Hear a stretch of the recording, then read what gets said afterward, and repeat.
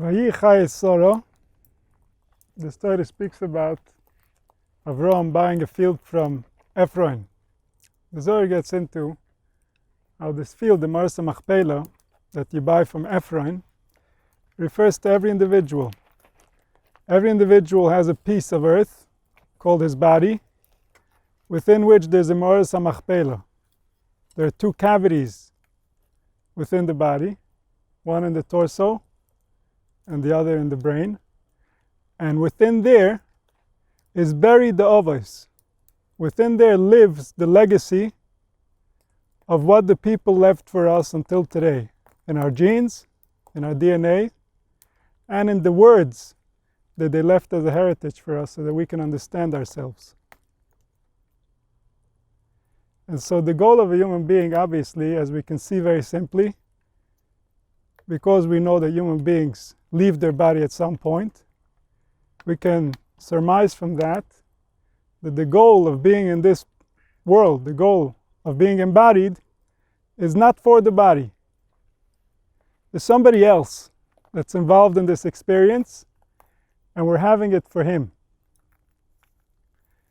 The better a person will know how to define that him or her, the more the experience of life is going to become meaningful to him. Because the treasure that they left for us, the potential that these people realized that they wanted us to know about, is already inherent in each one of us.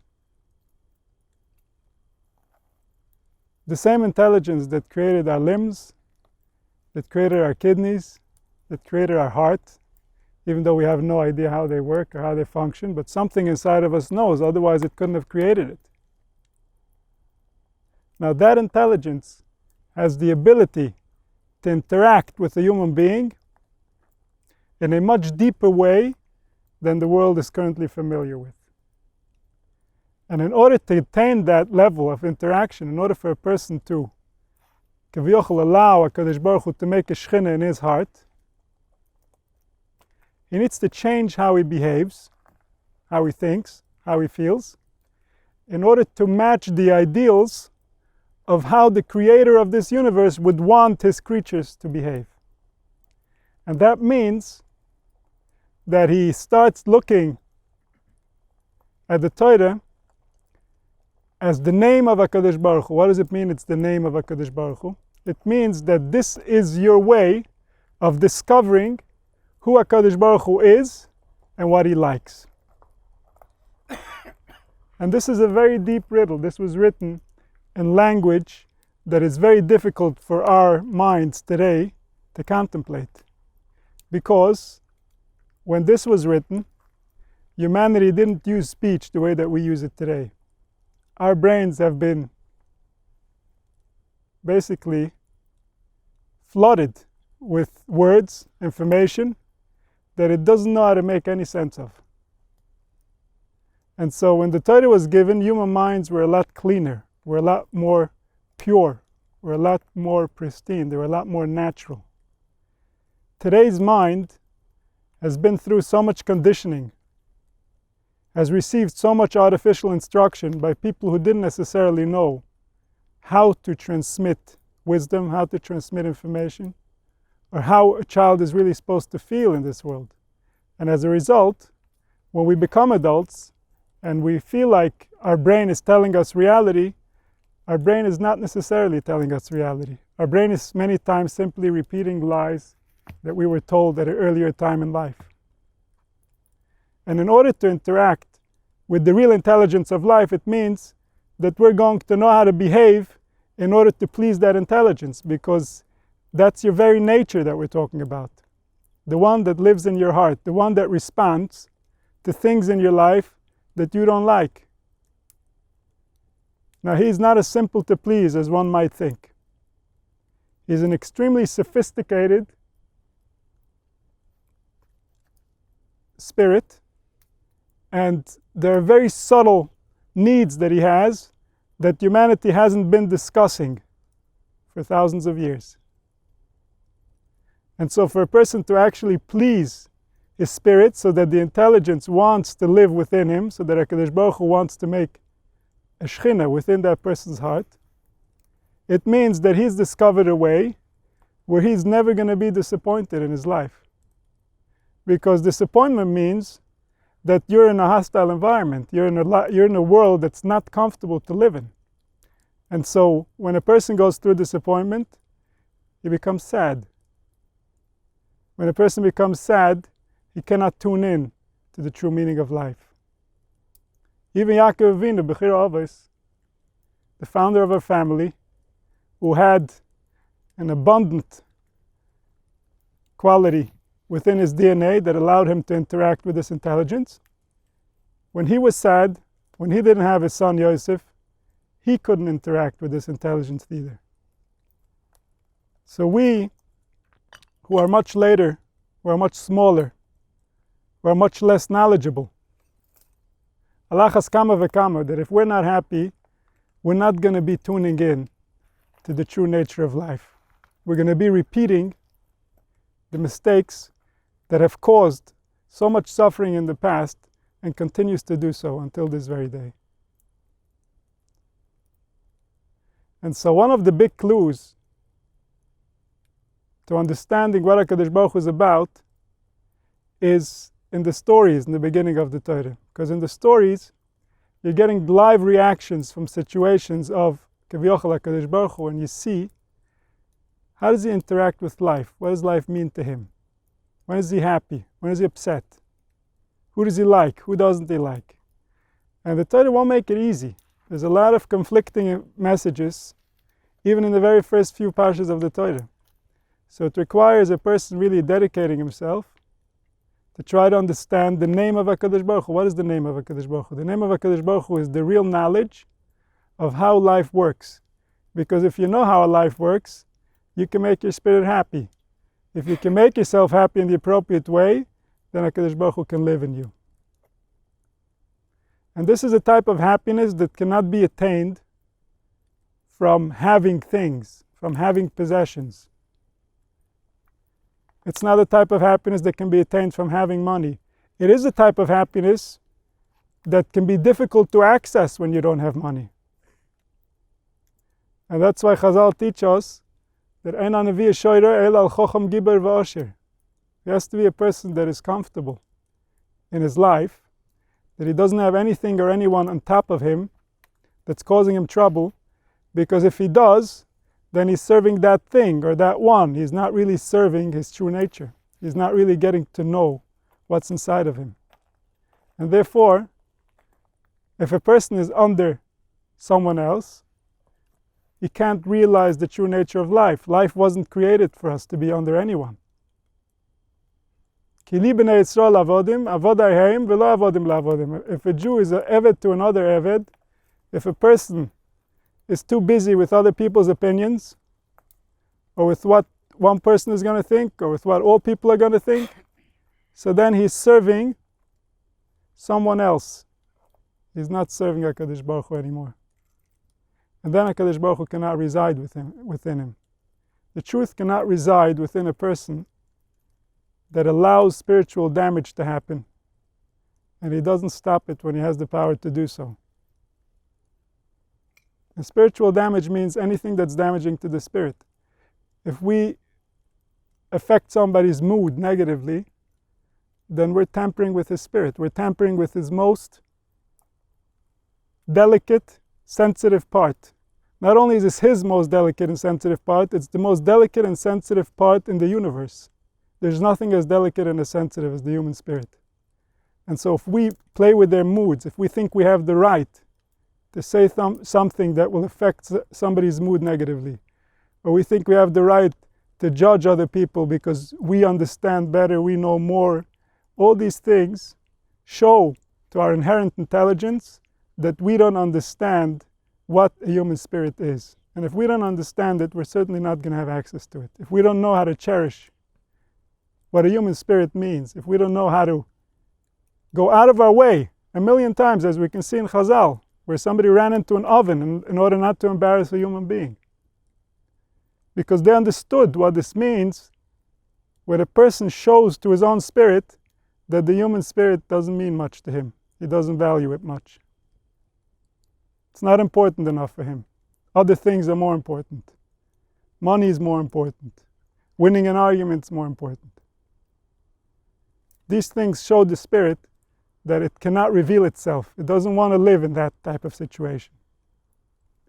Because the nervous system has a limit of how much pain it's designed to take. If we were fully alive and knew what we're doing over here and what we could be doing, how good it should be and how bad we've made it be, we wouldn't be able to withstand. Our body wasn't designed to withstand that type of a feeling. And therefore, all spiritual awakening happens in phases. It happens slowly, so that the person can absorb what's really taking place. He can understand how much his mind has caused him to think and believe and understand things that are completely false. They do not reside in reality. They're the source of his suffering, they're the source of his confusion, and it's just been given to him together with so many other things that it's very hard to make sense of any of it. But ultimately, to become spiritual means to start making sense of that thing that lives inside of you. In your Moras HaMachpelah, the Oves HaKdoshim that are dead inside each one of us, and we're expected to give them Tchias HaMes, and we're expected to bring them back to life, so that they can live in 2019, so they can live and shed light on what life means to the people that are alive today. Because the people that are alive today need it more than ever. There was never a confused generation as ours. And how can we know for sure? Because humanity is only becoming more and more sophisticated, more and more details, more and more language, more and more words. Schools are racing against each other. Who's going to implant more words into the student's head? And so there's never been a generation where the spirit has completely lost its identity. It doesn't even know it exists. It's so busy with things external to it that it never even noticed its own existence. It never had access to the fact that there is something inside of us that is invisible, that is more valuable than anything we could possibly own or anything we could possibly experience. And simply because it's invisible, simply because it can't be picked up with the five senses, those who left the ancient wisdoms thought that they could be smarter than that and ignore it completely. And we are the result of that. We're the result of people who thought that if they'll develop the physical side of life better, we'll be more comfortable. Even if we'll neglect the spiritual side of life, even if we'll neglect our thoughts and our feelings and our behaviors and our interactions with each other. And what they didn't realize, and what people are coming to realize now due to neuroscience, is that every time you make a statement to a human being, or forget about making a statement, you just have an exchange of eye contact with another human being, there are chemicals being released in both of your brains based on the conclusions that you had from that interaction. And these chemicals are going to guide your life. They're going to make the difference whether you're happy or you're depressed. Whether you have courage, you feel confident, or you feel fear, you feel like people have taken away your ear. All this has to do with the interactions that we have with human beings and the power that that has on our brain in order to cause real physical releases of chemicals that affect our well-being. As a simple example, people who have difficulties with depression, and even some people who have anxiety, they find relief with a drug called an SSRI. And what the SSRI does is it makes more serotonin available to the brain. Now, when does a human being receive serotonin? What was nature's plan for human serotonin? How does it work? How do we get it? And the answer is kavod, respect. When a person feels respected, he gets a release of serotonin. When a person feels disrespected, he loses serotonin. Now, when a person grows up in a home where there's no respect for human spirit, what are the odds that that little brain is going to have enough serotonin? And when there isn't enough serotonin, the result is going to be there's no motivation. They don't want to live. This is a physical reality. This is something today that can be measured. Thousands of years ago, people made fun of these things. Spiritual heebie-jeebie. But today, we have the machines to know that this is reality. Every time we speak, every time we interact, every time we affect another human being, this is on us. We should be wise enough to know how to do it carefully. We should be wise enough to know how to build our kids, to build their self-esteem. To make sure that their brain has the proper frequencies so that they can create enough serotonin and they don't have to get it out of a drug. And this is just one example. We don't realize the power we have. We don't realize the impact we have on each other. We don't realize what words, these little sounds that we make with our mouth, and it comes to us so easily because we've done it so many times, we don't realize that creates worlds, creates realities, changes settings in human brains. It's a big deal. It's brain surgery. We have to be careful how we use our tools, because Baruch Hu made us very powerful because He loves us and He trusts us.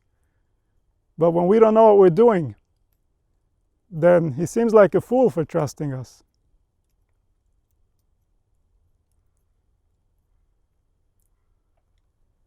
And so when people realize that this is not about the body is here to serve. This is about the people living inside the body. This is about the spirits. This is about feelings. This is about beliefs. This is about understandings. These are the things that define us, and these are the things that are going to go with us when we leave this plane, when we know what we did over here, when we know what we stood for. These are going to be with us in our last moments, and they're going to stay with us forever. We should all be Zoicha, Kadosh Baruch Hu should realize that we're sincere, and He should open our eyes and should bring us the Gula Shlema of Herbi Meinu. We said that if people don't feel respected, then they don't get the amount of don't get the right amount of serotonin. Yes. But how many people do really get respected by society? Only certain people, certain wealthy people, yes, or people who are big tummy tichamim. True. So people who don't get the right respect, they're not going to have the right serotonin. That's right. You're so saying that most of the people... It's not possible in any society to ever respect people. Oh, it's very possible. All we have to do is learn how to be respectful. So respect doesn't mean that you stand up for him every time he passes, but respect means that when you interact with him, you have his best interest at heart because you understand what you're interacting with. And this could very well happen, and it will happen. And not only that, in this week's Parsha, we had the story of Sodom. By today's standards, Sodom are pretty nice people. Sodom, if you lived in that city, if your address was from them, you couldn't get better service anywhere. Forget about today. Today, people don't know how to interact with each other. But even back then, when this was what people were good at, they knew how to respect, how to give another person that feeling that he's the king of the world. Even Avraham Avinu, the way that he interacted with guests. He made them feel like kings, even though it was a guy that he never met. He was washing his feet. He was helping him with the most basic stuff that usually you would send a servant boy to do. Well, how does that make a person feel? These people understood how life works. And today, people don't have enough, and you're right, average people are suffering. It's not like today's okay. What's happening today is not okay. There's a reason why so many people need to have their serotonin adjusted. Something is wrong with how we interact with each other. In Europe, the Goyim were the enemy, but Jews loved each other. Today, we don't have an external enemy. Now we have an internal enemy. We're our own worst enemy. We hurt our own children and our own relatives by not interacting with them to the highest level of respect that we can find in ourselves. We should constantly keep evolving that level so that we can give people a feeling that coming to this planet is a privilege, not a punishment. And this is something that needs to be done because nature requires us to do it. Otherwise, you're right, we won't have what we need, and we'll feel the suffering will be real, and it's going to become even less possible for us to say the right things, because if we don't have our own serotonin and we're not even motivated to come out of bed, how are we going to find the right sentences and the right smile to present to others? So you're right, we're very, very behind in this area. The more we do it, the easier it will be. It's not so hard, it's just habits. We keep, most of the stuff we do, we don't even think about. It just comes out of us because that's the way we got used to doing it. We have to, for a little while, train ourselves to be different, and then that's what will come out of us. It'll come with the same ease, and it'll just feel much better. Because that's your nature likes it. That's your reality. And we don't want to fight with reality, we want to use reality in order to create the best situation that we can. Because that's what HaKadosh Baruch Hu wants from us. He wants life to be on this planet. He wants it to be bearable, so that He can start talking to us, so that He can explain to us what His plan is over here. We need intelligence. We're desperate without it. Intelligence, we need more of it. What do you mean in specific about intelligence? Which intelligence do the people need to be able to obtain the proper respect to function normally? Intelligence means recognizing how our nature is. That's the only real intelligence. Every other intelligence of being able to manipulate nature is not really intelligence. The authentic intelligence is understanding nature and knowing how you work, how you operate, so you don't have to manipulate anything and everything is fine. So when we have access to ourselves, when we are in a good space, in a good zone mentally and emotionally, then we can think about things and come to the right conclusions. But when we're suffering, the conclusions get very tilted. We look at the world and we come to the wrong conclusions about who created it and about why. Even though what's happening to us is a tiny little second compared to what we're talking about over here, compared to the galaxies we're dealing with, compared to the span of time of eternity. But because it's us experiencing it now, it becomes extremely important. It covers our entire screen of reality. And it takes wisdom to realize, no, this is just this moment. Get over it and look at the big picture. There's a lot more going on than this moment over here. So even though this moment might not be as comfortable as you would like, but what He created here is magnificent, and it's going to be very comfortable one day. Hopefully we'll be there to experience it.